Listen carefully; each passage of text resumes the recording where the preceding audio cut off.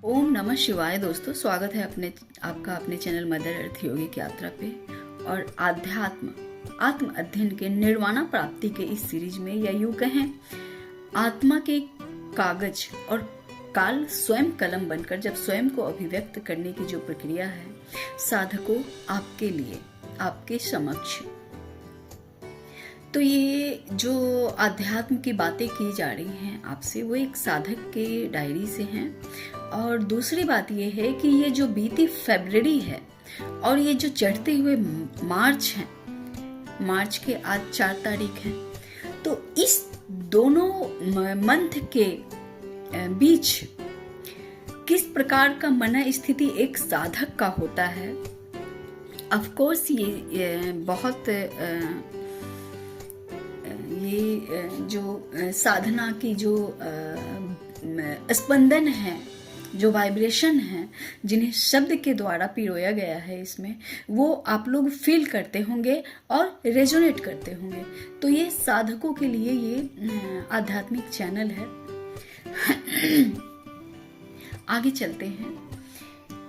ये 22/2/2023 की लिखित है, जो अभी के समय से रेजोनेट कर रही हैं प्रत्येक साधकों के लिए। ये फरवरी और मार्च का महीना जो होता है, ये फरवरी पूरी और मार्च की जो आधे समय जो होती हैं, वो किस मन स्थिति से गुजरती हैं, और मन स्थिति जो है किस प्रकार के वातावरण में रहकर उसके स्पंदन को, मन स्थिति जो उतार चढ़ाव जो होती है, उसमें उन बातों को, उन अनुभवों को आइए बांटते हैं। तो ये दूसरे महीने की 2023 की लिखी हुई है। 2018 से शुरू आध्यात्मिक यात्रा जो शाश्वत, मेरे अंदर भाव शून्य। पता चला कि इस धरती पर जन्म का कारण सिर्फ धरती के भौतिक यात्रा की यथार्थ की। सारे रिश्ते, बचपन, संस्कार, जन्म एक प्लेटफॉर्म की तरह जो तैयार थी, जिस पर चलकर यथार्थ मंजिल तक पहुंचना उद्देश्य था। और जीवन के मध्य में जो मिला वो बस एक हिट या जबरदस्त, जो मुझे मेरे यथार्थ वाली यात्रा पर चलाने के लिए सहयोगी था, जिसे निकलना मेरे लिए बिल्कुल मुश्किल नहीं था। पर यात्रा कठिन थी, है और तब तक रहेंगी जब तक मैं पूरी तरह प्योर न हो जाऊं, भगवान की नजर में सुधर न जाऊं। इस धरती की हर एक जीवन यापन के साधन से दूर हो गई, संबंधों से, त्योहारों से। इस धरती पर जिसे मानव प्राप्त किए बिना जीवन की सोच भी नहीं सकते, साथी के बिना सोच भी नहीं सकते, चल भी नहीं सकते, मैं उन सभी से दूर हो गई। अब मुझे पक्का यकीन है, मुझे इस धरती पर कोई तकलीफ देने वाला है ही नहीं। किसी ने मुझे तकलीफ नहीं दी, शिवा मेरे जीवन यात्रा के।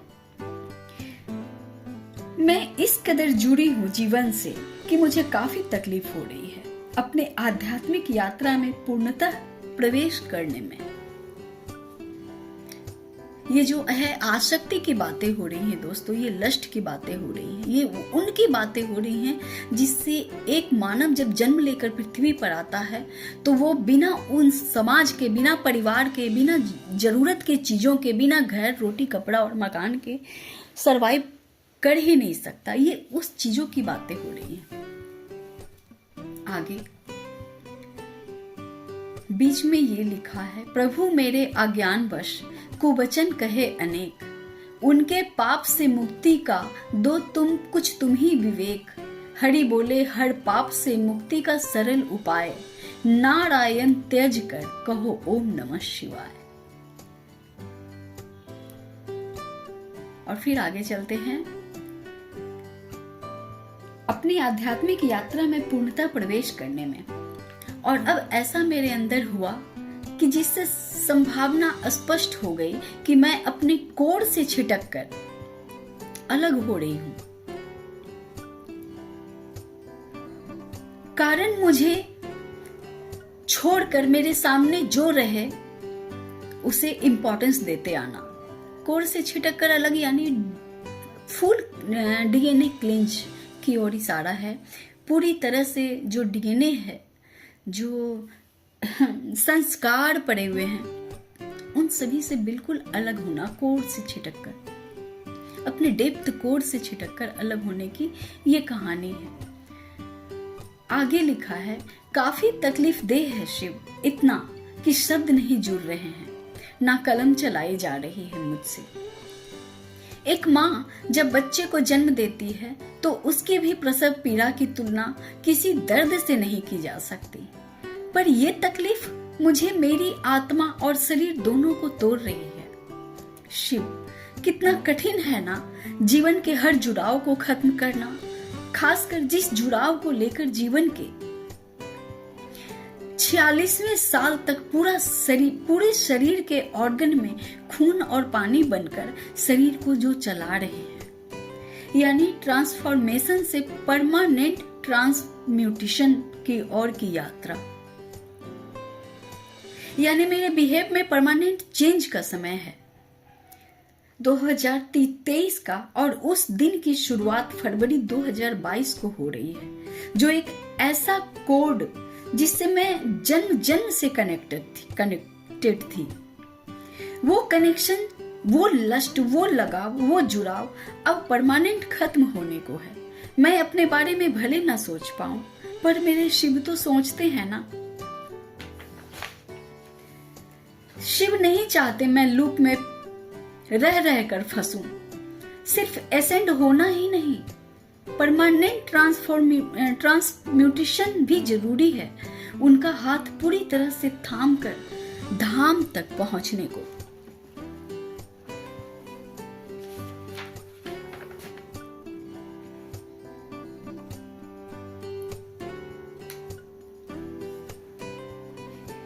ये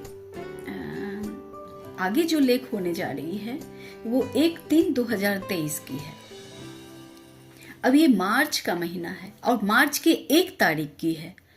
और क्या फीलिंग्स है इसके साथ?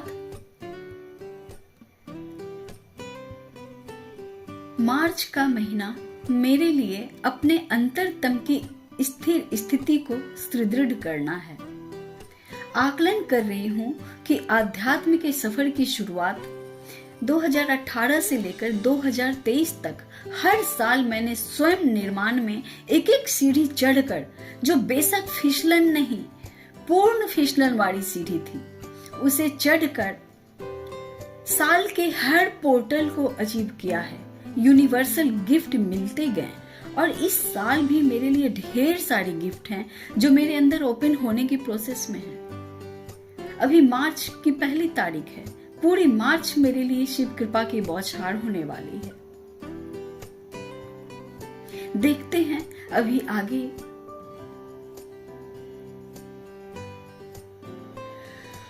एक यंत्र की स्पष्टता थर्ड आई पे महसूस होती है साधक को। बस उनकी चित्र है यहाँ पे। और ये 2 और 3 की लिखी हुई है, यानी 2 मार्च की लिखी हुई है। जो इस महीने में जो साधक के साथ होता है, जिन्हें ट्रांसफॉर्मेशन जिनके साथ हो रहा है, उनके सोल ट्रांसफॉर्मेशन का, या ट्रांसफॉर्मेशन से आगे जाकर ट्रांसम्यूटेशन का। तो ट्रांसफॉर्मेशन यानी बदलाव और ट्रांसम्यूटेशन यानी उस बदलाव जो परमानेंट शिफ्ट जो डीएनए के कोड में हो रहा है, उसके बाद उसे ट्रांसम्यूटेशन बोलते हैं। तो ये अंतर है ट्रांसफॉर्मेशन और ट्रांसम्यूटेशन में। तो ये 2-3 की लिखी हुई है। चूंकि ये मार्च की ही है सारी बातें, तो ये इसलिए मैं इसे मार्च में ही 1 से लेकर 4 मार्च तक की बात की करूंगी आपसे जो आज तक की हैं। तो ये 2 तारीख तीसरे महीने की है। शारीरिक पीड़ा, दर्द, भूख न लगना, कॉन्स्टिपेशन, चित्त स्थिर करने का प्रयास करना, खाने में स्वाद का न आना, अनेक विचार, भूत का आना जाना, मतलब पिछला जितना विचार है उनका आना जाना, वर्तमान में जो पूर्ण साधना थी उसे आगे बढ़ाने के लिए सारी पीड़ा स्वीकार करना, मंजिल एक, रास्ता भी एक, चलना है, जाना है, आगे रिजल्ट का समय है, भ्रम का समय, थोड़ा भय, रिजल्ट आने से पहले का जो माहौल व्याप्त रहता है। अब दूसरी वीडियो बनाती हूँ जो कुछ चलिए इसी में सेट करती हूँ। 4 तारीख की लिखी हुई है, मार्च महीने की लिखी हुई है, 2023 की है। माफ कीजिएगा दोस्तों। आगे जो भाव हैं, जो समय की जो काल जो समय ले जा रहा है उस आत्मा को, उस सोल को अपनी ओर जो खींच रहा है उस कॉस्मिक ऊर्जा के साथ जोड़ने के लिए, तो उसके जो भाव हैं वो आगे की ओर। मैं अनंत की गोद में शांत, स्थिर, निर्गुण, अपने जन्मदाता जन्मदात्री की गोद में एकदम शांत, चीर आत्म शांति। कुछ चाह नहीं, बस गोद चाहिए, आंचल चाहिए, मिला मुझे कुछ शेष नहीं, नहीं कुछ पाना है, मैं चली स्थिर शांत गोद में। सभी आनंद में रहो, सभी कर्तव्य पथ पे डटे रहो, आगे बढ़ाओ धर्म कर्तव्य का पाठ। तो इसी के साथ आज मैं अपनी बारी को यहीं पे विराम देती हूँ। फिर मिलती हूँ आपसे अपने अगले वीडियो पे, कल की वीडियो पे। और हाँ दोस्तों, अगर आप लोगों को समझ में आती है ये आध्यात्म के सीढ़ियों पे चढ़ने की जो प्रोसेस जो होती है, माइंड, बॉडी और सोल की जो यात्रा के अनुभव होते हैं, अगर ये सारी चीज़ें समझ में आती हैं, आप रेजोनेट करते हैं या आपको यथार्थ लगता है, तो आप लोग कमेंट, लाइक और शेयर जरूर करें और सब्सक्राइब करें। मिलती हूँ आपसे अपने अगले वीडियो पे, तब तक के लिए ओम नमः शिवाय।